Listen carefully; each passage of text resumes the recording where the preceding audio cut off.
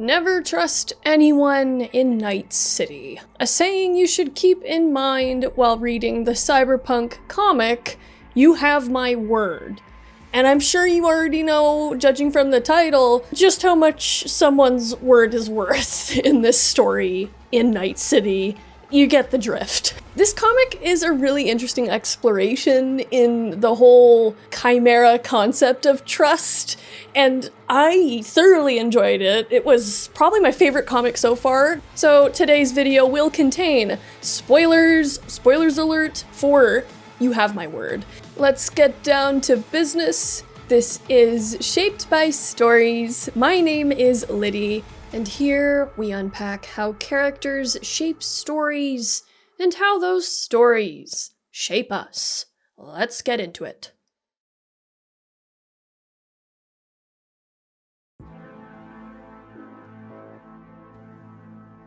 Our story begins outside a Valentino establishment, in a back alley somewhere in Vista del Rey, and we stare into the emerald eyes of a veiled woman, glaring down her nose at whoever dares to look her in the eye. We are met with three mercs, a solo named Kyle, a solo named Oriona, and their fixer, Cormac. Cormac explains that these murals are made to commemorate Valentino members who passed away in the line of duty. While Kyle is just like, why would you bother with that? Just name a drink after me if I die. But then we have Oriona. And the interesting thing about this mural, the shape of the cheekbones, the shape of the chin, the face, it does sort of resemble Oriona. And it's almost like she sees something of herself in this mysterious figure named La Laona. The trio is told that El Sombreron will see them now, and his words to the group as they meet him is what really opens up the story. Most people don't know who to trust these days, he says. Our families, the same blood flows in our veins. Or our friends, we got the same taste in jokes and booze. Or do we trust our business partners?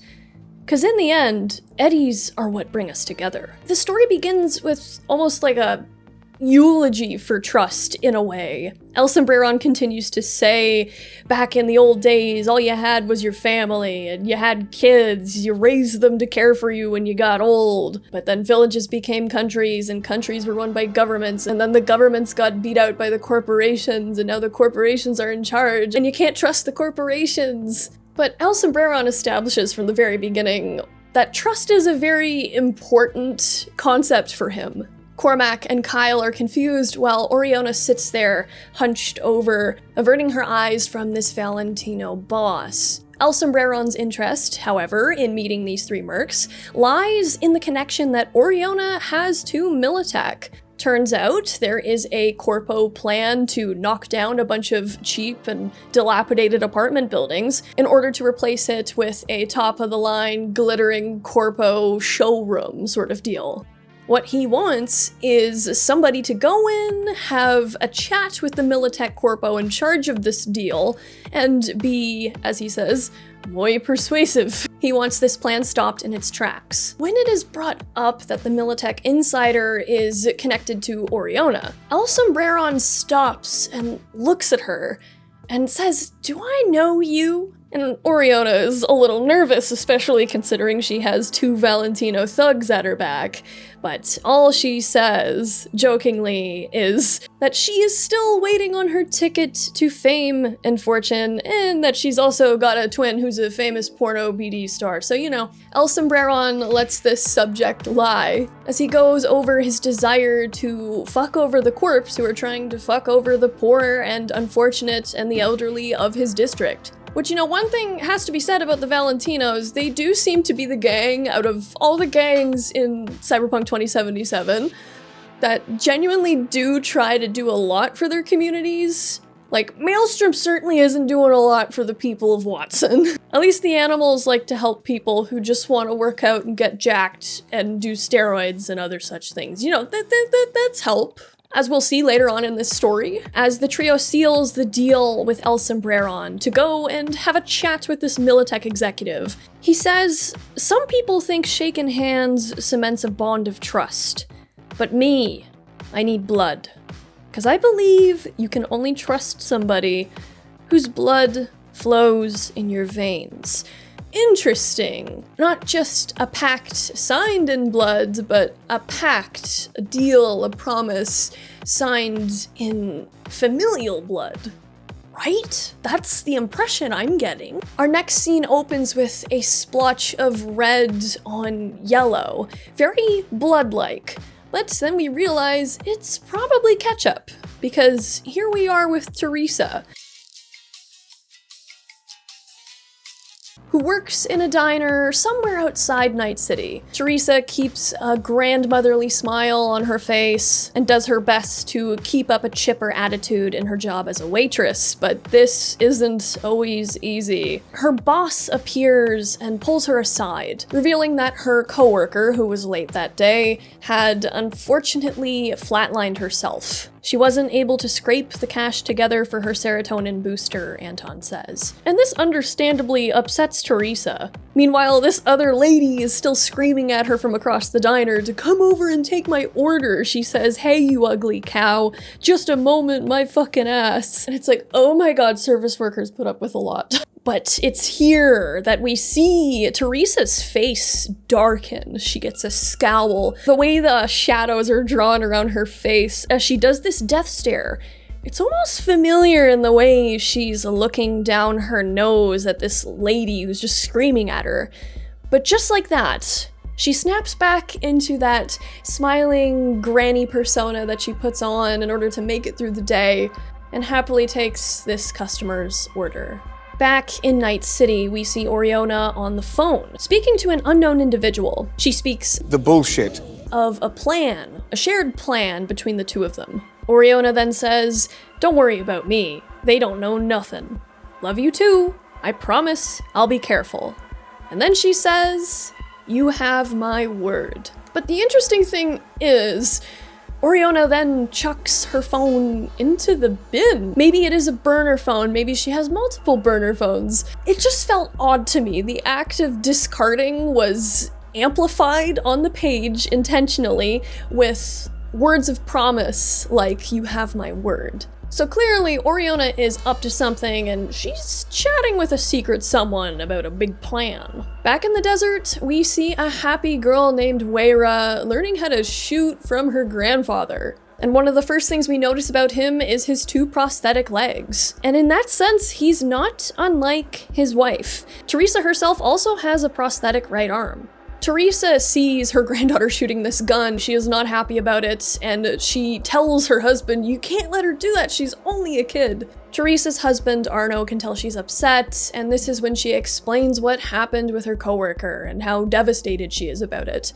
But also just the stress that comes with working the floor of a restaurant by yourself. Her husband says that she can quit this job. They do have a pension from his service in Militech, as Arno is revealed to be a veteran of one of Militech's many martial conflicts. All she says is that she just doesn't want to see Weira, who really is a little girl, holding that rifle ever again. Back in Night City, we are in a club with Oriona, Kyle, and Cormac. They sit huddled in a booth, going over the details of their next job. Oriona reveals that she got this information from her Militech mole. Information about a certain Jack Lars. Jack Lars is, as Oriona says, Night City's director of urban planning. He earns decent money, has a wife, 2 kids, and a nice flat in Wellsprings. From what I understand, I think he does work with the city, but he is also basically working for Militech under the table to further their interests. So it is surprising to find out that this guy, who's supposedly loaded with Militech money, is living in Wellsprings. And Oriona reveals that this is because he dumps a lot of his money into a sick perversion that he has. And this perversion is as follows. He spends a lot on being picture perfect, not for his wife, though. He seeks out vulnerable girls he finds on dating apps. He romances them, takes them to expensive restaurants, treats them to cheesy romantic brain dances and nice jewelry, gives them the works. He's sweet, not like other guys, takes it slow, isn't pushy about sex. He lies in wait like a spider until she has totally fallen for him, until she has given everything to him, trusting him completely. Then he innocently asks her to make an amateur BD for him of how she felt during their first time together. And once she's full of passion, pleasure, and trust, Jack reveals that she's been the star of a private peep show for his friends. He wants to record her degradation and force her to lose herself, her will to love.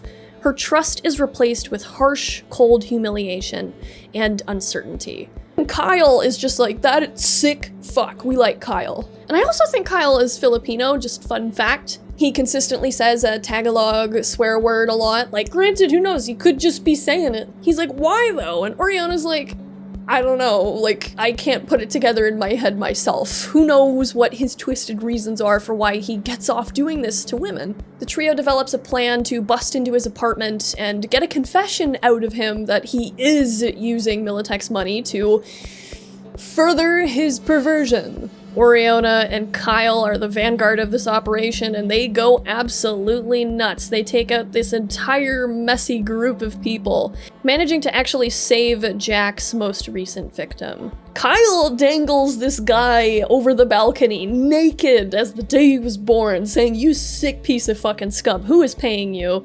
And yeah, they do get the evidence. Back in the desert, we see Teresa waiting tables yet again. When the door opens, ding ding ding goes the bell, and Oriona walks into the diner. Teresa excuses herself and goes over to her daughter, and Teresa scolds her. She says, "How many times have I told you not to come here? It isn't safe." Oriona assures her mom that everything is fine, she wasn't followed, she switched cars partway here. And Teresa is a more paranoid person, and you're kind of left to wonder, why is she so worried about things?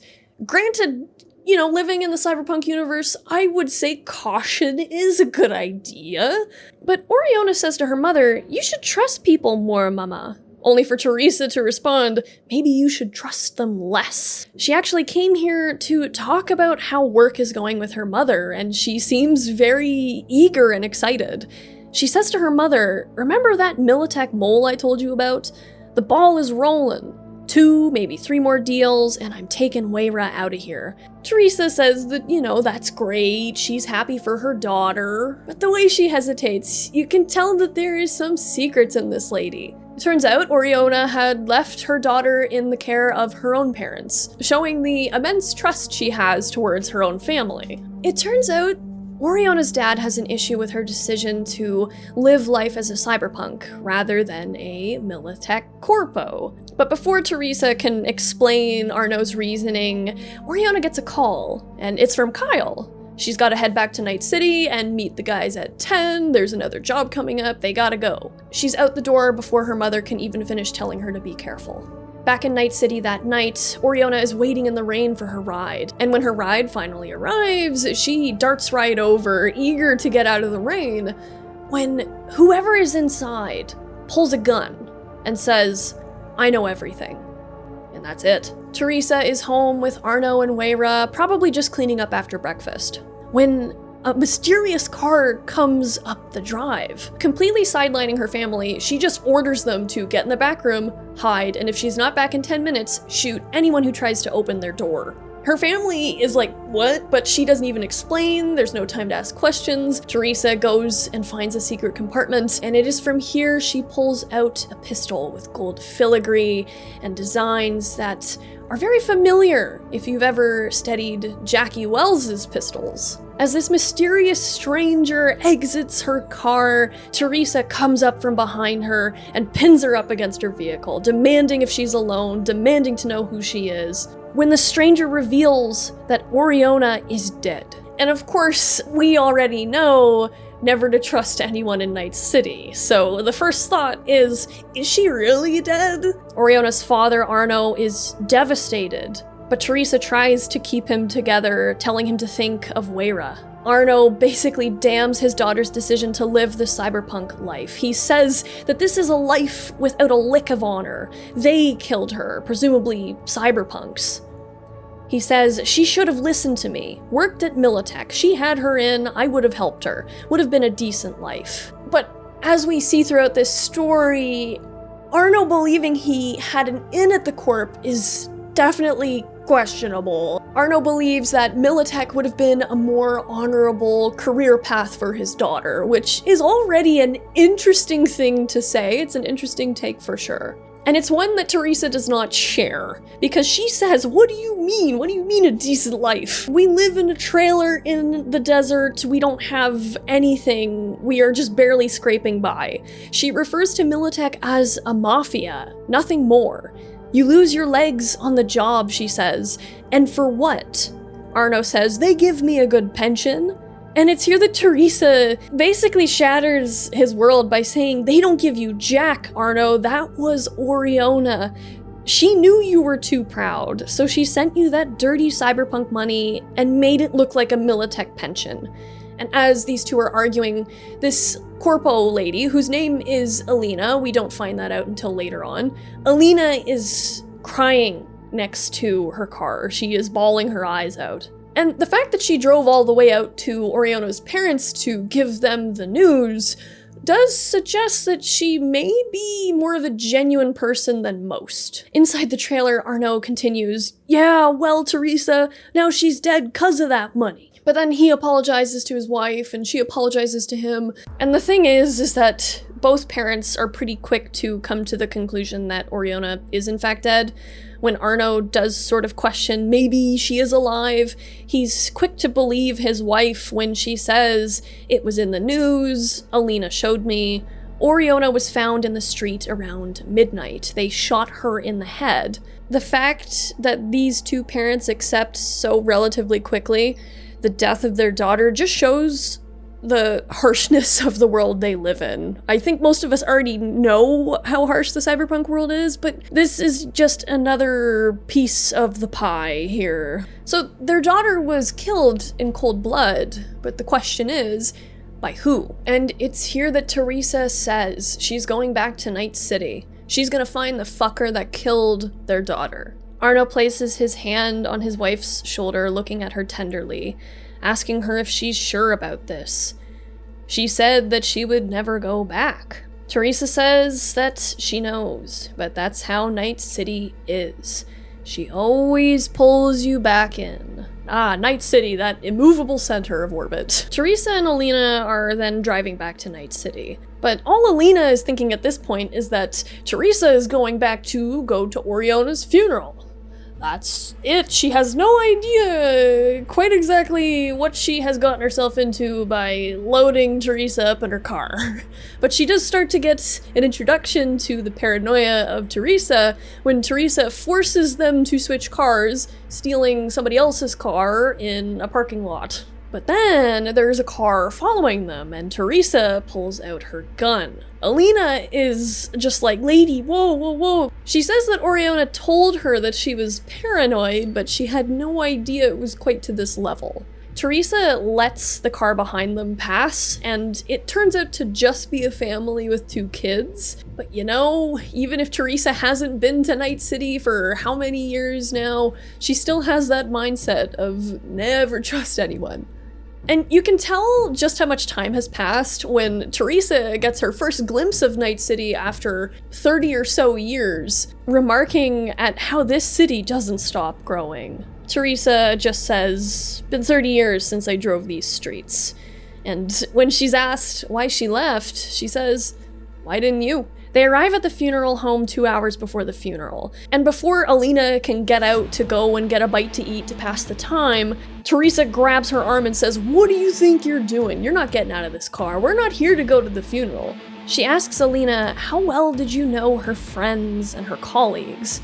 And Alina says that she would know them to look at them. She had seen pictures that Oriona had showed her, just in case something went badly. And so they wait for the lineup to start appearing for Oriona's funeral. And Alina helps Teresa identify Kyle. Some hours later, we're in Rancho Coronado. Oh yes, we get to see everybody's favorite roid queen, we love Rhino, helping Kyle to get gains. Rhino is doing her best. She's just like, you got this, Kyle, and Kyle does indeed got this. He does do it. He does lift the weights. Good job, Kyle. In the showers, Kyle is ambushed by the hooded Teresa, who demands to know what happened to Oriona. Kyle is, of course, like, what is going on? But he's also like, I dare you to try and kill me, lady. And Teresa does, but she can't cut through his skin. Teresa is shocked because back in her day, when she was last in Night City, Titan skin, as Kyle says, didn't exist. And when he comes around and ambushes her, he demands, what the fuck do you want with Oriona? Teresa does get some good hits in, but Kyle has the upper hand and he cracks her jaw into pieces. Teresa's not stupid and she flees into the night, with Rhino watching and being very confused about why Kyle is running around naked after a bloody old lady. Alina takes Teresa to a Ripper Dock in Wellsprings. The bearded man opens the door and says the shop's closed, but Teresa just says the year 2045 called. It wants its car back. And this man says, oh my, Maria? This is Two Toes, a very sweet Ripper Doc, not unlike Victor Vector in a lot of ways. He immediately takes Maria Teresa into his care and fixes her up. Teresa ends up needing a full jaw replacement. Her bones were completely shattered. Not only is Teresa old, she also comes from a generation where cyberware was not nearly as full body and strong as it now is. So she's a bit outmoded in this world in that sense. And there's not nearly enough time or money in the equation right now to chrome her up properly. She's gonna need some hardcore weaponry if she wants to deal with Kyle or any other person connected to him. Two Toes and Teresa come up with a plan to get her Necomata, a hardcore weapon that can shoot through walls. Teresa laments that long ago she would have gutted this guy with a knife, showing just how gritty and personal a killer she was. She was not afraid. You're kind of just wondering, who the hell is this lady? Two Toes says, you know, I even cried at your funeral 30 years ago now. And Teresa says, good, means you won't shed a tear when I die this time. So you're kind of left to wonder if Teresa went to Night City to take on this revenge quest, believing that she was going to die. She's not naive, that's for sure. Of course, the other important thing here that Two Toes reveals is that Teresa is supposed to be dead. Or I guess Maria is supposed to be dead. Meanwhile, Kyle is zooming through Santo Domingo on his bike. He is pissed. He tells Cormac that he doesn't need any help. He's gonna kill this lady himself if she's stupid enough to show her face again. But Kyle is like, who is that lady? She didn't look Militech. Maybe she was a part of a gang. He says to Cormac, something is real wrong with this Oriona business. And he just says, keep him updated. But Kyle will not be getting any updates because moments after he cuts off the call, his leg is blown off by Teresa. She storms towards Kyle as he writhes on the floor, saying Oriona met with you at 10 p.m. 2 hours later, her body's found, dumped in the street. Tell me what you did to her or I will fucking kill you. Kyle says, fuck you, you're gonna kill me anyway. And Teresa says, I won't if you tell me the truth. And then she says, you have my word. And he goes, okay, fine, and he spills. I called her because me and Cormac, he's our fixer, we had a new gig for her. But then Cormac tells me he needs to see her alone. Next day, I hear she's dead. Cormac thinks it was Militech. She had a mole on the inside. Cormac thinks the mole betrayed her. That's all I know, I swear. Let me go, please. And then he says, Oriona, I liked her. She was my friend, But he doesn't get to finish that sentence because Teresa blows his head off. She gives him one last look before walking away, saying, she was my daughter. Now, this is interesting. Teresa did say she would let him live if he was telling the truth. And obviously she did not let him live. So we're kind of left to wonder, was Teresa being honest or was Kyle lying? And if so, what was he lying about? Maybe Kyle was lying about his knowledge of Oriona's death.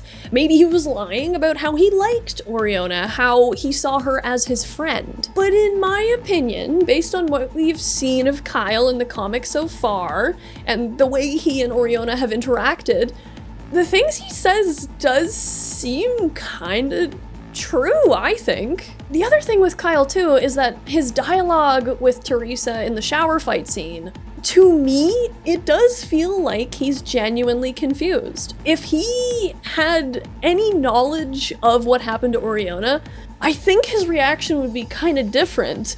The way that he even says the fuck you want with Oriona feels more familiar than you would expect from someone who had enough apathy towards her to knowingly aid in her murder. Even the way that Kyle and Oriona fight alongside each other, the way that Kyle is like, oh my god, that guy's disgusting, I do think he was telling the truth here. And even the way he's talking to Cormac on the phone about Oriona, the mystery old lady, it just kind of made me wonder that maybe he genuinely does think that Oriona was sold out by the mole. Now, Teresa's arrival in Night City and her immediate brutal killing of Kyle has Alina, Cormac, and El Sombreron all being like, what the fuck is going on? The only person who seems kind of happy about this all, though, is El Sombreron. Cormac leans over Kyle's body with two of his solos. One of his solos says that she took his arm, Cormac, meaning Kyle's, but Cormac is like, there is no way that this is just some old lady who's a petty thief. Have you seen what she's done? Meanwhile, back at Two Toes' Ripper Clinic, Alina is trying to figure out who the hell Oriona's mom really is. She just went up to deliver the bad news, and now she's being lumped into a giant revenge plot. But it's interesting that she hasn't run away herself and just ditched entirely. So why is she still here with Two Toes, and why is she still around with Teresa? Teresa overhears her curiosity, and then she says, who are you? And why'd you sell Oriona to Militech? And it's here Alina reveals that she loved Oriona. Oriona and her were girlfriends, lovers. They wanted to run away together, she says, with Weira. Teresa says that's bullshit. You were her mole at Militech, nothing more. She never said a damn thing about running away with you. And Two Toes tries to calm the situation down, saying, you know she's not lying, Teresa. Meanwhile, on the other end of things, Cormac is trying to get security camera footage of this lady who killed Kyle. He finds out through his people that she stole Kyle's bike. They know she's an old lady. They know she has a Nekomata. It's a mad goose chase, but he says that he needs to go and talk to El Sombreron before anything. He tells El Sombreron that this old bitch attacked Kyle and grilled him about Oriona and then dismembered him. And El Sombreron just grins and says, oh, see, you should be very scared. She's La Muerte. El Sombreron says, there's plenty of legends floating around about me and La Llorona.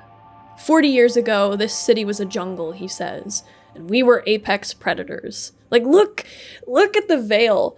I mean, La Llorona and El Sombreron are folk legends in, I think, Mexico and Guatemala. It's just cool. They adopted these folk legend names, and as El Sombreron says, we were the Valentino's butchers, could take out a dozen of their enemies with just a knife. Our names struck fear in the hearts of half of Night City.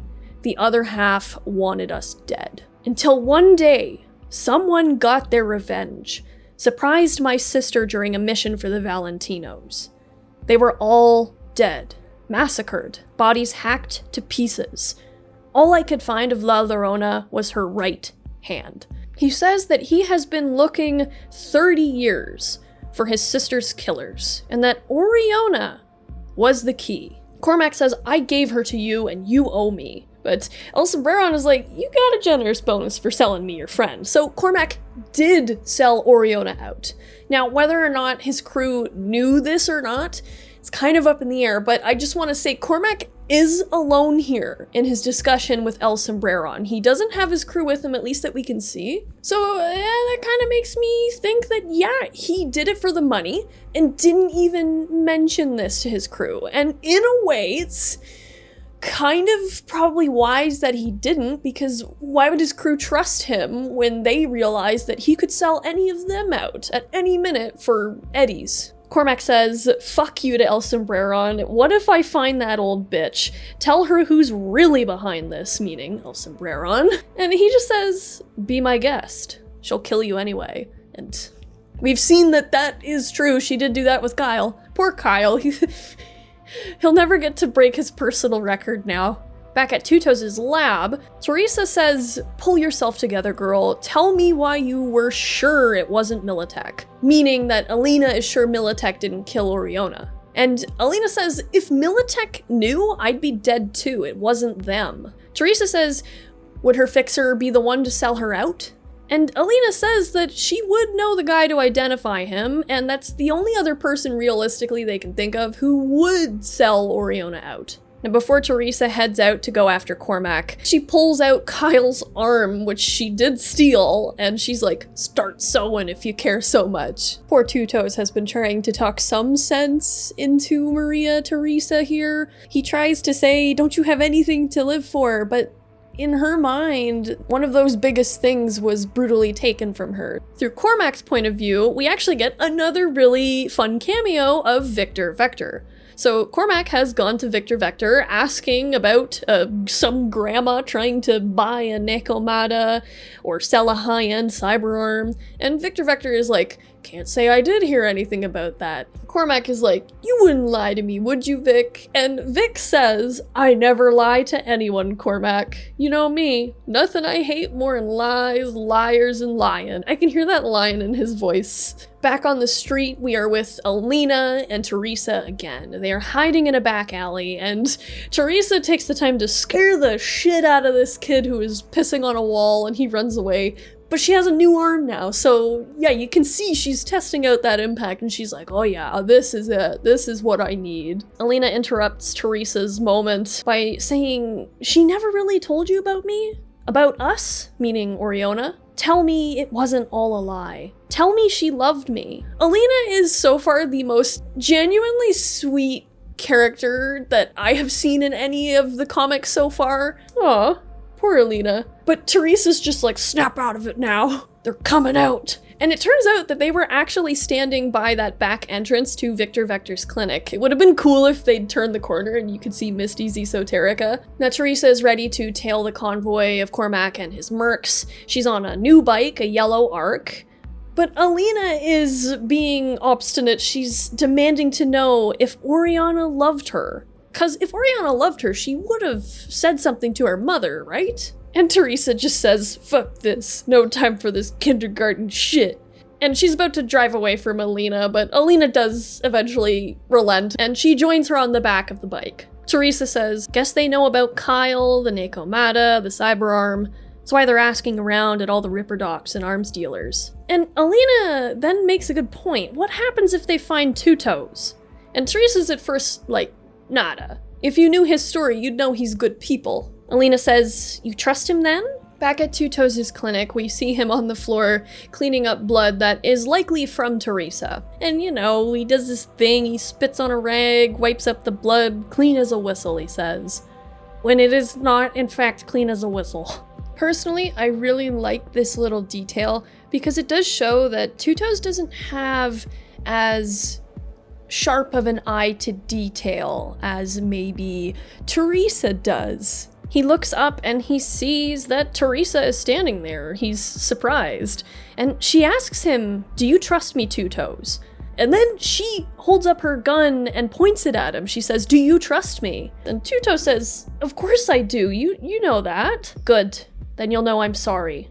And as Alina screams no, Teresa shoots Two Toes in the neck. Fast forward to some hours later, we now see Cormac at Two Toes' clinic with Two Toes remarkably alive. It seems like Cormac and his team arrived just in time to help Two Toes fix himself up. Cormac says, "Poor Two Toes, always putting his clients first. A relationship built on trust, that's what he promised. But to tell you the truth, I was surprised that Night City's most reliable Ripper Doc, good old Two Toes, called me to sell out his client." It's here that we learn a bit about Two Toes' past, and Cormac says to his crew, "Our wounded Ripper had a client once upon a time.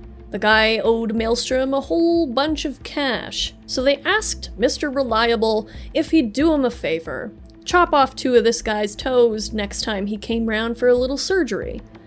Our trustworthy hero said no, so the gangsters turned on him, threatened to take his fingers instead.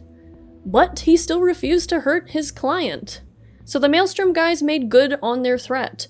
Long story short, he lost his fingers, but earned the trust of Night City. And now he calls me, saying he wants to betray a client. Why should I believe you, Two Toes? And Two Toes says, 'cause I trusted that bitch, and she fucking shot me. If you're gonna kill me, kill me. But if you shut the fuck up and listen, I'll tell you what I know about Maria. You have my word. Our next scene is in a familiar place, the No-Tell Motel. Cormac and his crew walk up to the front doors. There's a couple having a conversation out front about how people are getting fucking murdered in here. The lady mentions that they murdered that young Cyberpunk. He went in the room. Whoever was in there was yelling at him about some mess he made, and then I heard shots. Could this be a reference to V? Maybe, but I'm sure lots of people get killed in the No-Tell Motel every day. So it seems that Two Toes has given Cormac and his crew all the information on Maria. Room 21 at the No-Tell Motel. But the thing is, she's poised and ready for action when her phone rings, and it's Arno, her husband. She tells her husband, Arno, I'm a little busy, and he's just like, I just wanted to ask if everything's okay. No, I don't think everything's okay, Arno. Arno says, we're right. And he tells his wife this as she's using the Nekomata to shoot Cormac's crew through the wall. He says, I wasn't getting my pension. Damn it, Teresa, why didn't she tell me it was her money? Was I a bad father? Teresa tells her husband that they both have made mistakes, but she's like, can we do this another time? And Arno reveals that Weira knows about her mother's death and that she is afraid of losing her grandmother. And Arno begs his wife to come home, and he says that they both need her. And he hears when Teresa is shot. But this is not it for Teresa. She annihilates the two solos who are approaching her, ready to kill. Cormac then throws in a grenade, which blows her back and busts the whole room up, crushing her under the bed. Teresa manages to stutter, despite being in agony. You killed Oriona. Cormac says, no, I didn't, but I am gonna kill you. Arno is still on the phone. He's trying to speak to his wife. He says, I don't know if you can hear me, hun, but I want to tell you, I love you. I love you with all my heart, Teresa. And this wakes her up as Cormac is strangling her. And she punches up with her new arm and grabs Cormac's throat. She squeezes and he can barely breathe. She demands to know who killed her daughter. And Cormac reveals here, no protest, El Sombreron. 'Cause you murdered his sister, he says. And with a single, she snaps Cormac's neck. Now, it's interesting because here we see that a contact lens or something like that got knocked out of Maria's eye, and we see this brilliant emerald green eye. It's like this other side of herself awoke when she remembered her family, when she remembered the family that she has lost and the family that she still has. It's like when Two Toes says, don't you have something to live for? And yeah, she does. She does, and I think she remembers in this moment, even if she knows what she's doing is still a suicide mission. And when I say this recognition of family has awoken her, I don't mean that in a fluffy, aw, her husband and granddaughter way. Oh no. Oh no. She picks up the phone and she says, I'm here, Arno. Tell Weira everything's gonna be alright. I'm coming home soon. There's some family matters I gotta deal with first. It's Maria walking out the door, her shirt shredded. We can see the tattoos on her back of La Llorona. And surprise, surprise, we're back at Two Toes' clinic. And this was kind of part of the plan, what happened with Two Toes. Maria and Two Toes seem to have known that eventually Cormac was going to question all the Rippers about the arm, and that eventually Cormac would find his way to Two Toes' lab. And the thing is that because Two Toes is who he is, because he's so trustworthy, for Two Toes to sell Maria out like that would be so weird and fishy. And that is why she went back and she shot him in the throat. Because there needed to be some visceral evidence and a reason why he would sell her out. It seems like he didn't know that she was gonna do this, but he's not angry about it. It seems like when he got up, he understood. I don't know why she couldn't have just told him that, but at the same time, I'm not surprised that she didn't, because she is a very not trusting person. Maybe she didn't want Alina to be in on the knowledge of what was actually going on. She says to her old friend, "Do one more thing for me, and then you don't owe me shit."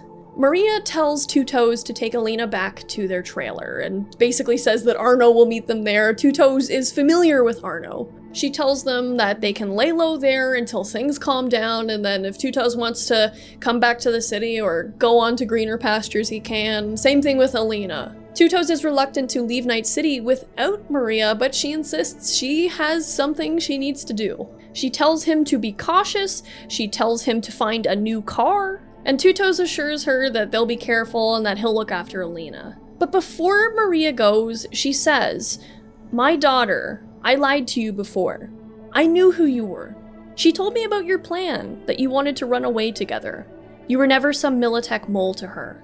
And Alina's face brights up, she smiles, she says, "Really?" And it's here that Maria says, "You have my word." She speaks the bullshit. Maria now stands before the mural of La Llorona, and she takes out her one remaining contact lens, revealing indeed that this is La Llorona herself. Maria was always La Llorona. Maria was not killed by some unknown entity. She killed all those Valentinos that day, before cutting off her own arm, her golden cyber arm implant, saying goodbye to that life she once lived, and picking up her new life with her new rudimentary cyber arm, not unlike her own husband's legs. Faking her own death and leaving her brother behind. But why? God, I just love that shot. Like, the way she's standing there and looking up at the mural, this is what makes me sort of question if Oriona did know about her mother being La Llorona.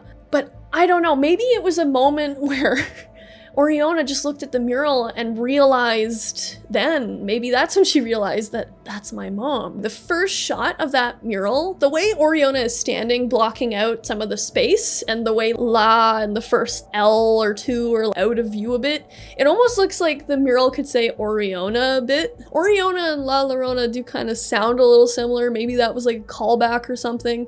Inside El Sombreron's headquarters, Maria enters without any ceremony, without any words. She just opens fire and she slaughters all the Valentinos. She has no holds barred. She's just going for it. This is it for her. It's crazy. She has no mercy even for the Valentinos who ask for it. She just annihilates. Now, back on the road to the trailer, we see that Two Toes didn't do what Maria said. He is driving his car. Interestingly enough, in the scene where Cormac goes to meet with Two Toes, Cormac makes a point of mentioning how unique his car is, that it's an old car. He's like, "Why do you still drive this thing?" And Two Toes says, "Because it's reliable." Even Maria, when she first got back to Night City and saw Two Toes again, she said, "Hey, the year 2040 whatever called it wants its car back." Imagine if this guy has been driving the same car for 30 whatever years. People know what his car looks like. Again, that attention to detail that he doesn't quite have.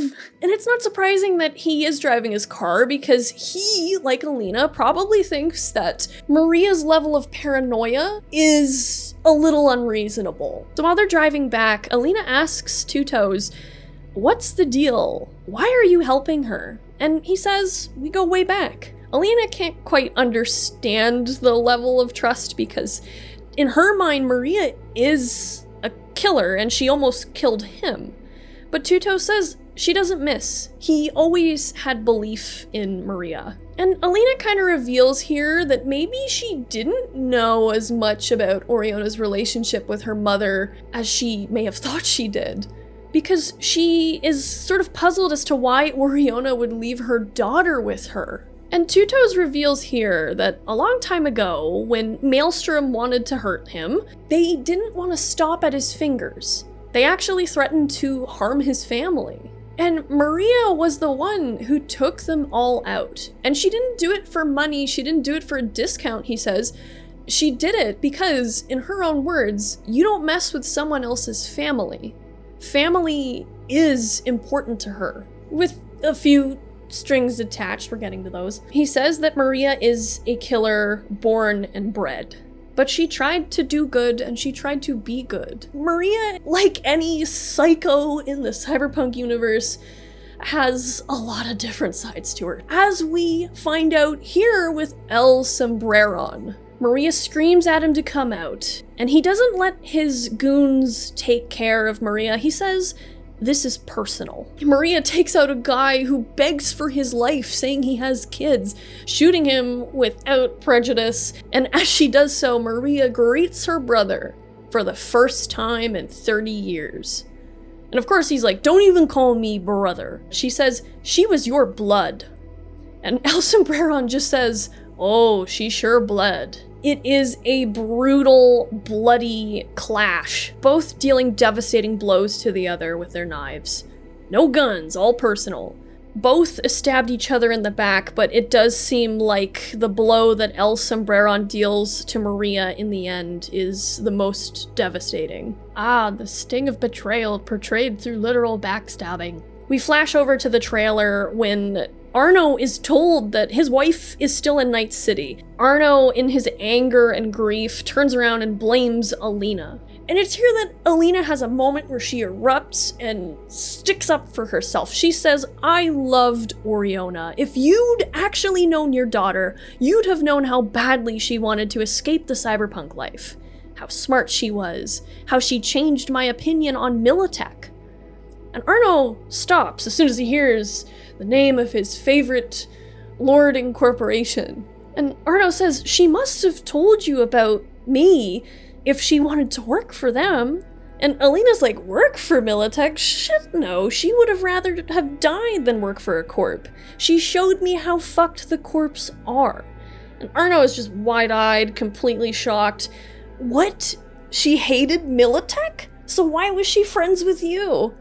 And Alina says, "Love and money, Pops. I was using their intel to get Oriona fat gigs. We wanted to save a boatload of cash, rat her team out to Militech for a huge payout, and get the fuck out of Dodge." He tells Alina that she is a maggot, and he gets in her face, and Two Toes is trying to keep the two of them apart as they argue. Alina says Militech is just a bunch of thieves and murderers with a corporate name. They're just like everybody else, which is something that I feel like Teresa would have agreed with, considering what she told her husband at the beginning of this story. Arno is, of course, in denial about this. Alina says that Oriona gave a fuck about one thing, a better future for Weira, and I gave a fuck about her. And Arno is just done. He leaves. But it's then that Weira comes out of her room and asks sheepishly, "You knew my mom?" While Two Toes gives them some space and heads outside, Two Toes overhears Arno rambling on the phone at somebody, saying, "I don't know her name, it's Alina something, you definitely got her in the system." And when Two Toes is like, "What are you doing?" Cause, oh no, we all know what he's doing. He says, "This is what I believe in, you know? This is what I put my trust in." Back to the fight between La Llorona and El Sombreron. Maria is seemingly defeated. Her injuries are far too grave and El Sombreron has the upper hand. He's probably got more up-to-date cyberware, so it's not surprising that he did win. Connecting with El Sombreron's opening statements about trust, he says to his sister, "Trust is a sacred thing. I've always believed you can only trust your family, your own blood. But you win and fucked it all up." And he demands to know why. And Maria reveals that the reason she ran away was because she found Arno. But why fake her death? Well, Maria's reasoning was that because Arno was a Militech soldier, her brother would have killed him. And clearly, El Sombreron does not have any love for corpse, and especially at present, he doesn't like Militech, given what the first whole gig was in this story. He says that he mourned her for 30 years. He hunted her killers for 30 years. He was devastated by her perceived loss. And she does apologize to her brother for that lie, but not gonna fix anything at this point. And he asks his sister, "Do you want to see your daughter one last time before you die?" And of course, Maria says yes. We find out that it was Oriona's appearance, her voice, her chin, her eyebrows, the way she walked, all gave away who her mother was. He says, the minute she walked into my place, I knew she was a young Laona, a ghost. That's impossible, I told myself, because my sister is dead. But I had to know for sure. I told her I needed blood to seal our deal. Blood never lies. So I'm assuming that that first thing that he did where he wanted blood to seal the deal, did he collect some of her blood to test it? I don't know. That's the implication my brain jumped to. So he was certain that that was her. He says, I was so happy that my sister lived, but then I realized that can't be right. My sister would never lie to me, leave me behind. My sister died that day 30 years ago, and I'm looking into the face of her murderer. That's why I have to kill you and everyone you love. So he's not even framing this in his mind like he is getting revenge on his sister for the pain she caused him. It's like he can't even reconcile that people change. Calling back to Two Toes saying people do change, and her saying not everybody does, like her husband. There's a lot of parallels between Arno and El Sombreron that I'll get to later, but it's just... It's sad. It's sad. I feel bad for both of these characters here because one of them is so devastated and he feels so wronged and betrayed, and the other one knows that what she did, she never wanted to hurt her brother, but her daughter didn't need to be dragged into this. And in regards to El Sombreron saying he needs to kill everyone she loved, Maria says, you already did that. But then he smiles, a devilish smile, and says, oh, no, I didn't.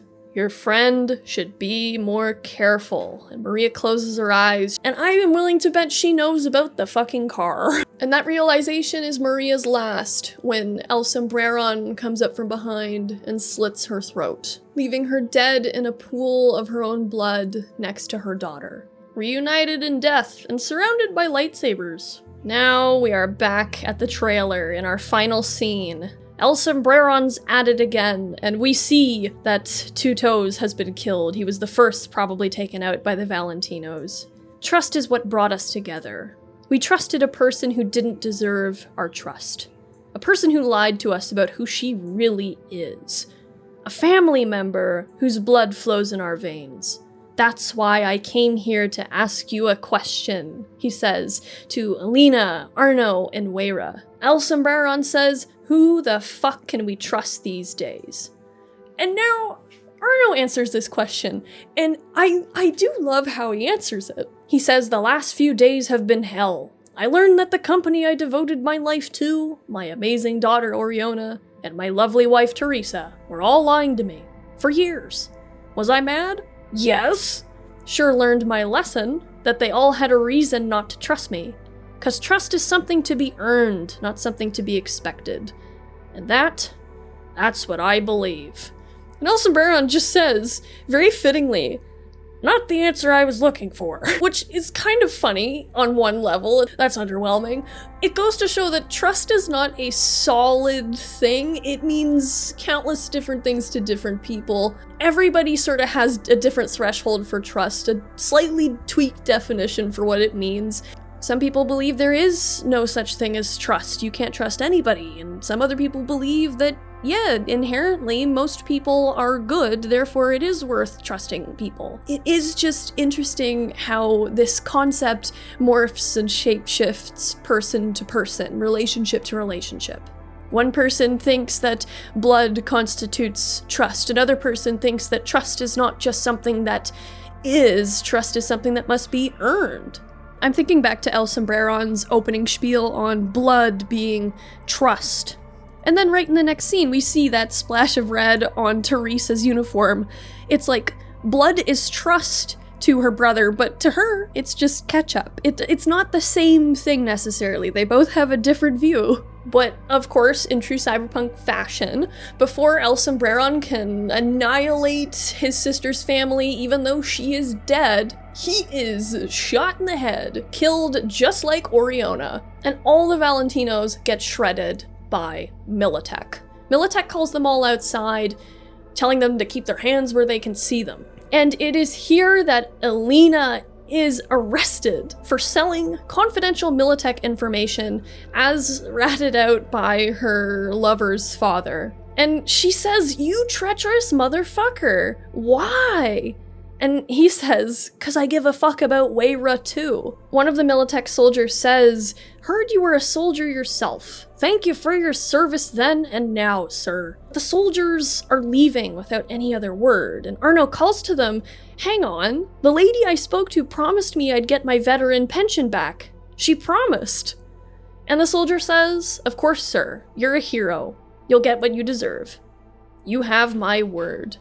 And our last shot is Arno holding his granddaughter close as she looks on at this hellish horizon, her eyes wide, and her future definitely looking unstable and potentially a bit dark. And now it is time for dog discussion time with Bela.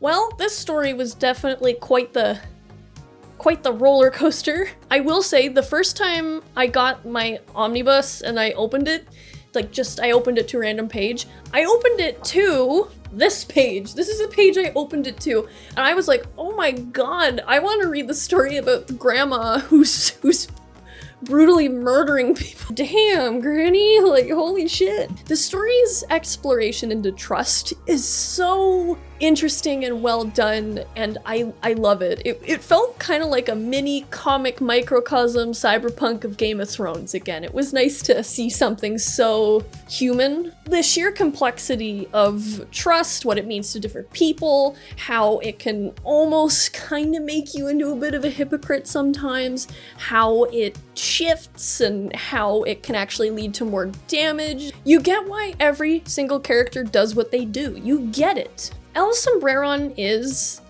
for me at his core, not very different from Maria's husband Arno, in that they both trusted someone or something a lot. They were maybe the most pure in how they wholly trusted this entity or person. In El Sombreron's case, his sister, or in Arno's case, Militech. But in the end, they both got absolutely fucked big time by that person or that corporation. And we see how that made El Sombreron so bitter and hell-bent on revenge, no matter how messed up and self-destructive it was. Yes, both these guys were first betrayed, I guess, in their own eyes, but they were also the first to throw the stones that started Maria on her revenge quest. And who knows if Alina will have her revenge quest now too.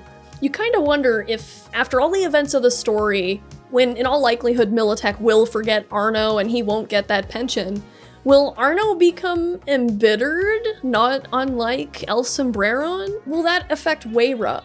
Almost certainly, right? And the similarity between these two men is especially funny.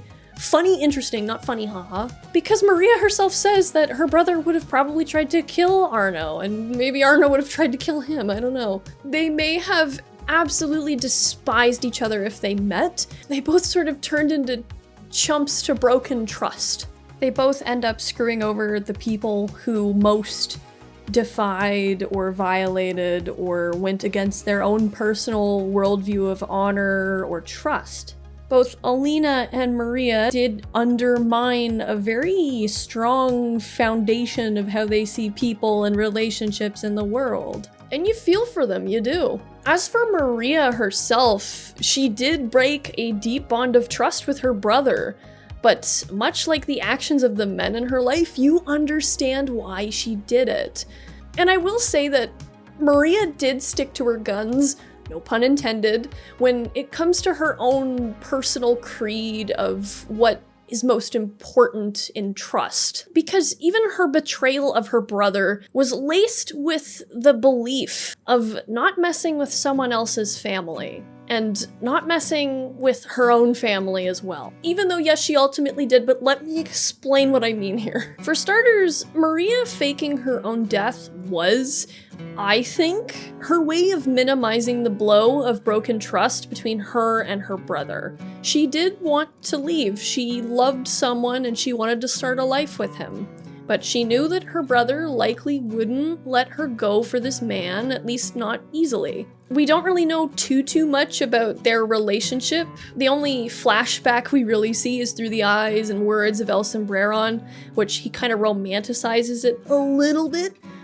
I'm assuming. Was her brother controlling? Like, I'm curious, because she must have had a reason to feel she needed to do this. But she also didn't want her brother to hate her. She did love him. She didn't want to blow up their relationship and shatter their trust, and she figured it would be easier and better in the long run if she faked her death. Was it a great decision? Probably not, if we're just talking about great or not great. But who knows what would have happened if she had told the truth to her brother. Maybe he still would have been bitter about her wanting to leave, and he would have eventually tried to kill her anyway. We don't know. That El Sombreron killed Oriona shows that he could have always had a ruthless side beyond the usual stuff he and his sister were doing. It's possible. It must have been horrible for him to just find out the way he did, that he'd been living a lie for the last 30 years. He can't accept that his sister is still technically the same person. She's just changed and grown as the years have gone by into the person she is at present. And I think that's likely because maybe he hasn't really changed. He's stayed El Sombreron, the vicious El Sombreron that has been searching for his sister's killers for 30 years. He's still stuck there in that period after the funeral, maybe. Maria also chose to hide her full past as La Llorona from her husband. Again, hard to say just how much Oriona knew. The way she looks at that mural makes me wonder if she was aware of where she was going, if she was aware of El Sombreron's relation to her, or if she just looked at that mural and had that click in her head of like, is that my fucking mother? But if Maria did hide it, she would have hid that part of her past for the same reason she changed her name from Maria to Teresa. For the same reason she's so paranoid and suspicious all the time. Because she knows the danger that comes with being the person she once was, and still kind of is. Again, it's up to you to decide whether that was the best decision or not. Thinking of the Irish guy in Megaton, who's just like, oh, the lies we tell to those we love. Like, it's true. It is true. Usually those kinds of lies come from a place where you can sympathize with when the truth wells out and the pain of the revelation of that lie subsides. But it's hard, especially in this case. Her hiding her past wasn't rooted in shame for her past, I think. Rather, it was based in a desire to protect the people she had built this new life with. But maybe it somehow did more damage in the long run. You can't really argue with that considering everything that happened throughout this story. Maybe Oriona would have listened to her mother and father and stayed out of cyberpunk life, and this whole story could have been avoided. But also maybe it would have spurred her on to do crazy things, and maybe Arno would have left his wife. Like, who knows? Who knows? Maria also hides from Arno the truth of his pension actually being money sent from Oriona back home. And I mean, she probably wanted to protect her husband, his identity, his pride, all while she was beating down her own for 30 years. And you get why, because all Arno really has at this point in his life, aside from his immediate family and his granddaughter, all he has is his loyalty to Militech and his trust in them. The purpose he felt with Militech, well, the Corp actually just completely abandoned him when they were done with him, when he outlived his use, along with countless other veterans who were fed the same lines and promises. Johnny Silverhand was one of the ones who saw through all of this and had to reconcile all the lies and the propaganda he'd been fed to go to war when he did. He came out of it, but very damaged in the way that he was damaged, versus Arno, who is in thrall of Militech still. He's still clinging to this sense of honor and purpose. Some might think Maria hiding that from her husband, the truth of the pension and everything, may have drastically changed their ultimate fate. Maybe if Arno had been forced to reckon with Militech being ultimately disloyal to him sooner, he could have had a better relationship with his daughter. Maybe she would have made a different decision in the cyberpunk life. I mean, sure, you could argue if he hadn't called Militech in the end, everybody would have been dead and El Sombreron would have had his day. But you just still wonder how different things could have been if they had known better. But you know, despite the bad ending that befell Maria in the end, you gotta say, if you stood in her way, God help you, because holy shit, she doesn't leave survivors. While she does value people like Two Toes, who are trusting, who try to do right by people, who do value trust in the same way she does, she doesn't really have mercy for anyone else. If she had lived, and if any of the families of the Valentinos or anybody she's killed came after her, would she be completely understanding then that because she messed with someone else's family by killing that person and their loved ones went after her, would she get it and be like, I understand why you're doing this? In the end, sort of side note about Maria, even her own word isn't super trustworthy either. You can't trust what Maria says, as I'll get into shortly. I actually like that Maria is not one of those honorable anti-heroes or whatever who is like, I didn't want to return to my past, but now I will to deliver justice. No, she's going back for vengeance. As much as you might think Maria has changed over the years, she is still like her brother in the sense that they are both lashing out in a search for vengeance. Is she one of those people that she says never really changes? She may have tried to get away from her brother, but did she really get away from him in that sense? If she herself is so similar? And she lies, she obliterates, she's underhanded, she's brutal. But you can sympathize with her because she's doing all this because someone took from her, her daughter, her only child insofar as we know, the thing she loved the most in life. She's not a paragon of justice, she is La Llorona. Now when it comes to Arno, it is sad that he views Militech as honorable, that his loyalty to the corporation is proper and good. It is, he does genuinely believe in honor and loyalty, in at least on a surface level sense. As someone in the comments section of my Trauma Team video said, loyalty to the corpos in Cyberpunk can be compared to loyalty to like a feudal lord. It definitely has that feel to it because yes, El Sombreron says the world is run by the corpse. They are the kings of this world. What king are you loyal to, if any? For some people, it is important to feel they have a higher purpose, a place in a better world or order. Otherwise, you're a guy who gave life and limb for a falsified cause touted by a king who does what he does, truly because he just wants more. You don't actually matter despite all the flowery promises and reassurances. And that would be a terrible thing to face, especially for an older guy like Arno. So it's understandable why Arno and other people like him, despite the less than ideal circumstances of their life, cling to the floppy ideal of honor, the notion of loyalty. Because that would mean their life means something in a world where everything feels increasingly meaningless and or unfair, or at least that's one way of looking at it. And you know, maybe if Maria had come home as he was sort of begging her to come home, maybe things could have been different. Maybe he would have been able to detach himself from his loyalty and honor to Militech rather than sort of reaching back out towards it to give himself something. Like, it's not surprising that at the end, after he nearly loses everything else in his life that he loved, like his daughter and his wife, he is more loyal to Militech than to Oriona's memory through Elena, and rats her out to Militech. Like, what does he expect for this act, right? Like, brownie points? Another chance to ask about his pension? Is it a way to feel like he still had one thing in his life that gave him purpose, that could provide the way it once promised? And it's just so sad for him. And you hope he and Weira will be okay, but things aren't looking that great. Like, he says that he loves Weira, and he kind of implies that he sold out Alina to protect Weira, but is he just gonna fill Weira's head with the same stuff he tried to fill Oriona's head with? Like, is he gonna change from this instance of seeing how Militech is just gonna leave him high and dry again? You get why he would want to instill honor and loyalty in his kid, because in his mind, these are good qualities and he wants Oriona and probably Weira to be good people as he sees it in his mind, but the problem is the world does not work that way. Not the way that he's really trying to will into existence from his trailer in the desert, forgotten by everybody.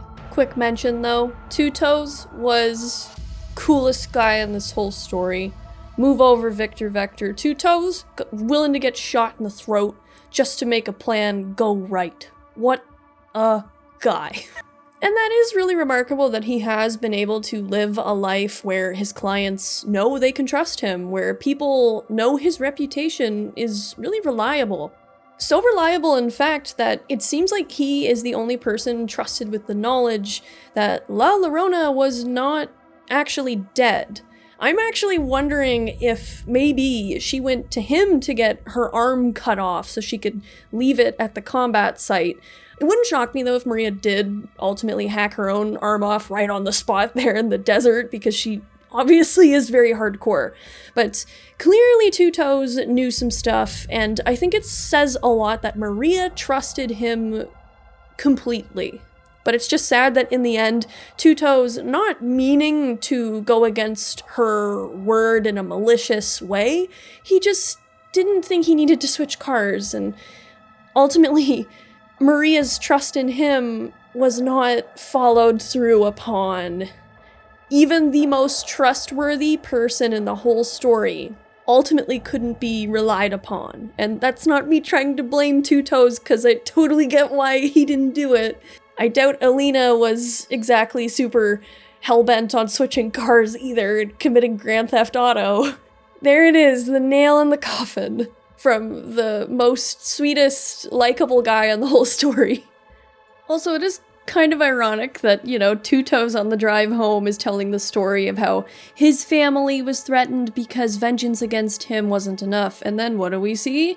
Vengeance against Maria and Oriona isn't enough. Her brother needs to go the extra mile to take out the rest of her family. It's just in this case, Maria isn't the savior, Militech is. Both beings being as morally questionable as they are. Now, Alina definitely seems to be the character with the tendency to trust or to sort of give the benefit of the doubt to people who she should not be trusting or giving the benefit of the doubt to. She does get screwed over. She is at least exposed to the true horrors of the world through who or what she trusts. For starters, she was a Militech corpo who apparently Oriona exposed the horrors and injustices of corpo life too, so there's one part of your life getting sort of ripped up. Who knows how many years Alina has been at Militech, wasting away. And then there's the question of, was Oriona entirely honest with her? Was Oriona using her? I'm gonna get to that. For me, that's one of the most interesting questions in the whole story.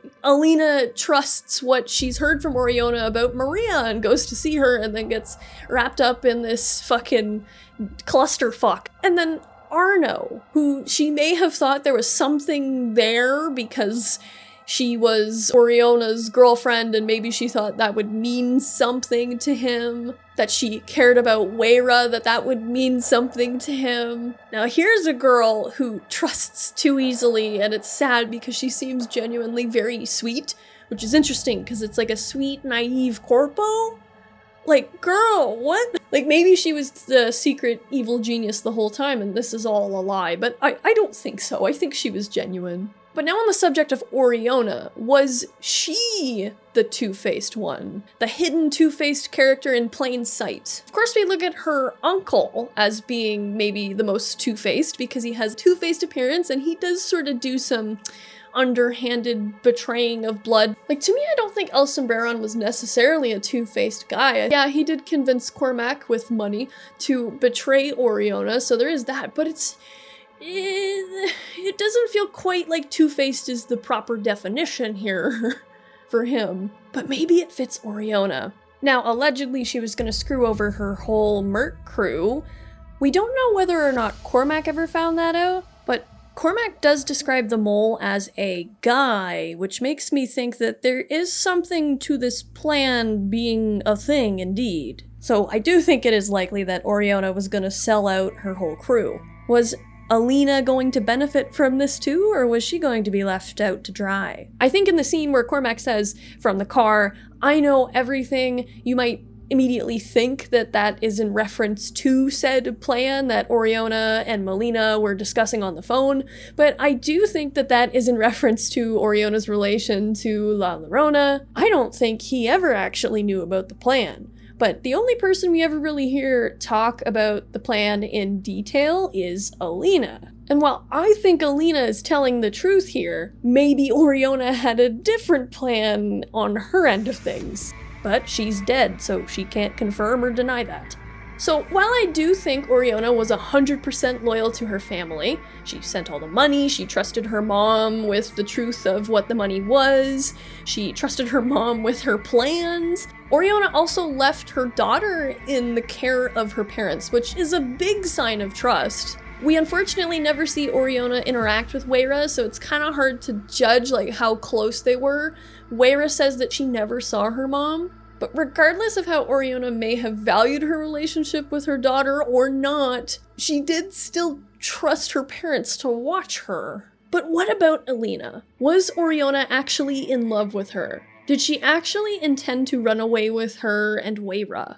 If we're talking visual symbolism, I want to go back to when Oriona was sitting at the table with El Sombreron in the first scene. And you can see them both sitting the same way. The way they're stiff, the way their heads are poised the same way. It could totally just be me reading into it too much. But I did find it interesting that this scene where we see that visual contrast comparison is the same scene where we get the first detail that in hindsight implies that Oriona is being two-faced, at least potentially to her own crew, so there is that. And while this next bit is totally El Sombreron's opinion, and take it with a grain of salt, he does say how much Oriona even sounded like La Laona.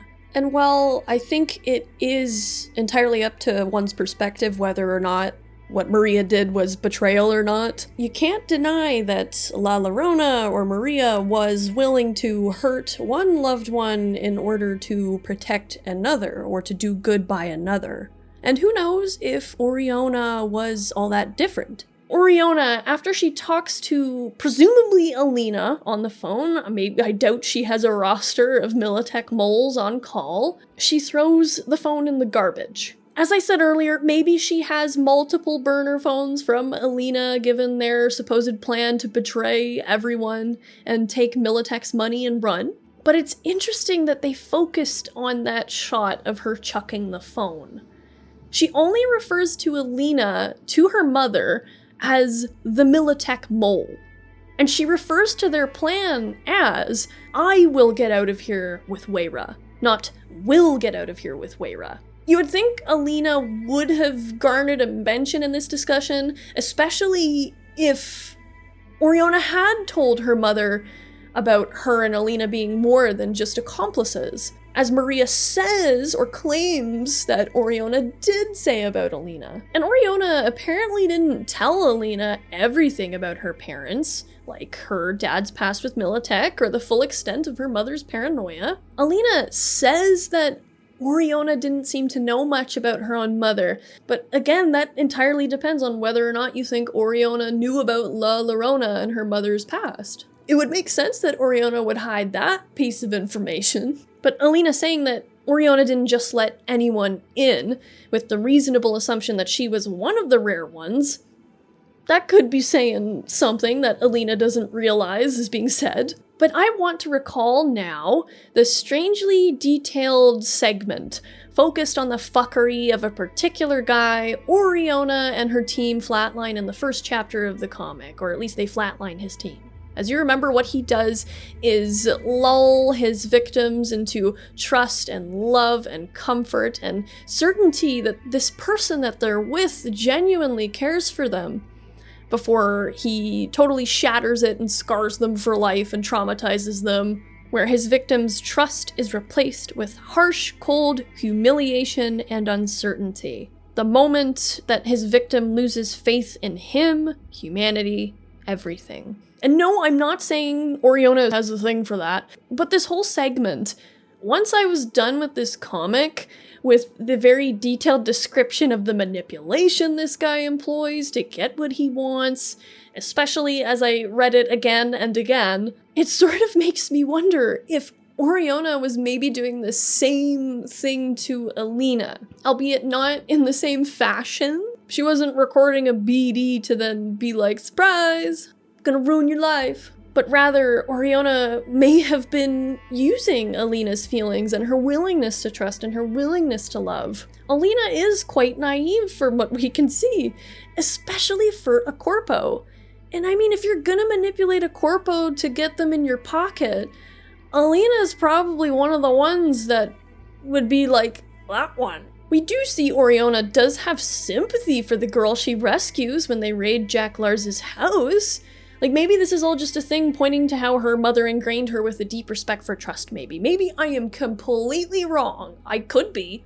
She does say to her mother, you should trust people more, mama. This could very well be a sincere thing. The whole thing with Alina could be 100% honest and genuine and an actual love story that unfortunately was cut short way too soon, typical Night City fashion. But I still have some doubts. I don't know. I can't trust anybody in this story. You know, like, people are complicated. Just because Oriona might find the whole Jack Lars situation disgusting, that doesn't mean she's not above doing the same thing and maybe not putting two and two together to someone else. Like, people do that. You're just left to wonder, could this have been a plan that never quite came to fruition, which would have destroyed Alina's sense of trust, while Oriona would have ran away with the money and took her daughter?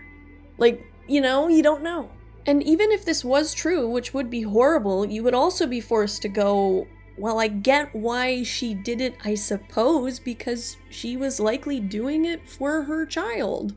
Alina's trust could have been replaced instead with harsh, cold humiliation and uncertainty. And it really doesn't help that Oriona, like her mother, says that cursed line, you have my word.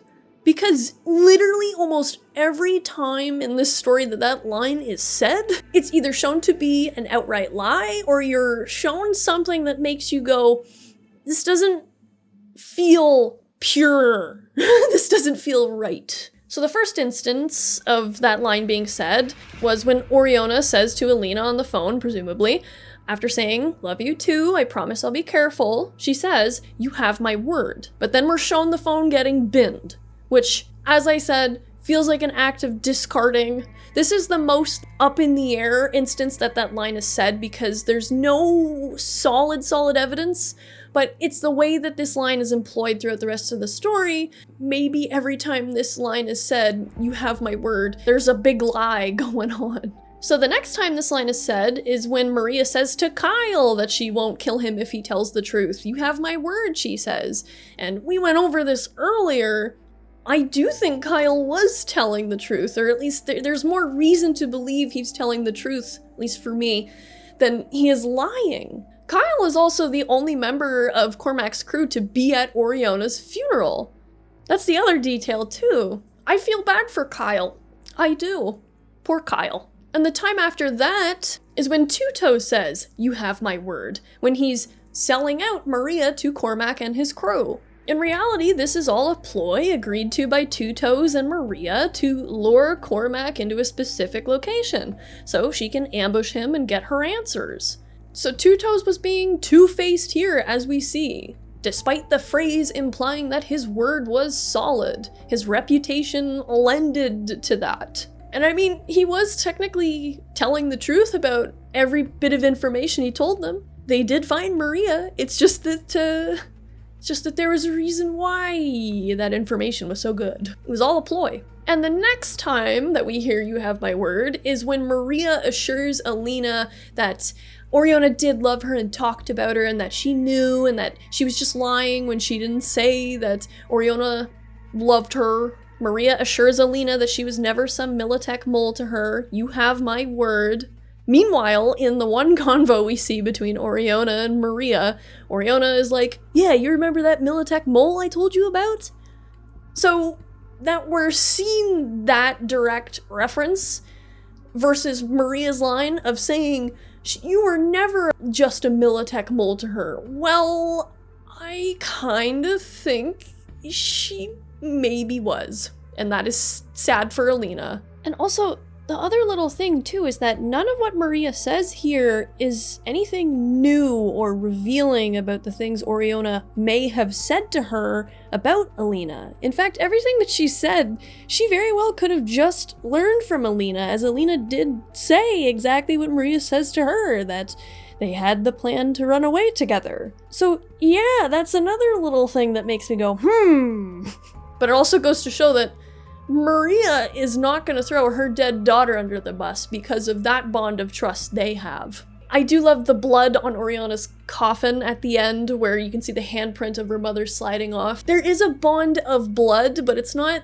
just the blood that makes that bond. Maria made her choice with her daughter. If I had to describe a difference between the blood bond that El Sombreron sees and the one that Maria sees, is that for El Sombreron, it is blood. You share blood. But for Maria, I think it's family. And family isn't necessarily blood. You don't need to come from a blended family to know that. Family is often chosen. Families are built. They don't just exist.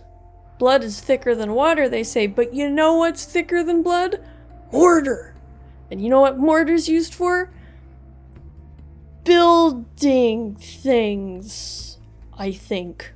But also maybe Maria was trying to do a last bit of kindness towards Alina too, because she did believe that Alina did love her daughter very much. Can appreciate Alina and want her to be safe because she did love my family, she loved my daughter, she loved my granddaughter. And I guess that's the difference between Maria and her husband. That didn't mean anything to Arno at the end of the day. Militech was above it. And then of course we have the last instance of that line when the Militech soldier says to Arno, "You'll get what you deserve," about his pension, or whatever that could mean. You have my word. And I mean, there's a mountain of evidence in lore that would make you go, yeah, I don't think he's gonna get anything from Militech. I really doubt it, given the common practice of the corporation. I mean, you kind of hope he gets nothing, because that statement alone sounds ominous. They might get a shower of fucking bullets, for all we know, But yeah, most of the instances where you have my word, the title of the book, the titular statement, most of the time when that is said, there is direct, or at least very strong evidence proving that this probably a lie. So I do kind of think it's likely that Oriona was using Alina, and Alina was just strung along believing that she was loved. So at the end of the day, what is the moral of the story? I don't know, but I keep thinking of Hanlon's razor. Never attribute to malice what can be attributed to stupidity. Or I guess, like, you know, I think more specifically, the human capacity for fucking things up and making bad calls and just not always foreseeing the consequences of their actions. We all do it. We all have that thing in us. On one hand, it's quite optimistic. Because yeah, you know, most people aren't out to deliberately do you harm. It's just that people are beings that can screw up quite easily. And you know, that might make you feel better about faith in humanity, but then you go for a 20-minute drive and you see the consequences of what happens. When it's like, wait a minute, stupidity, oh shit. Example? Example?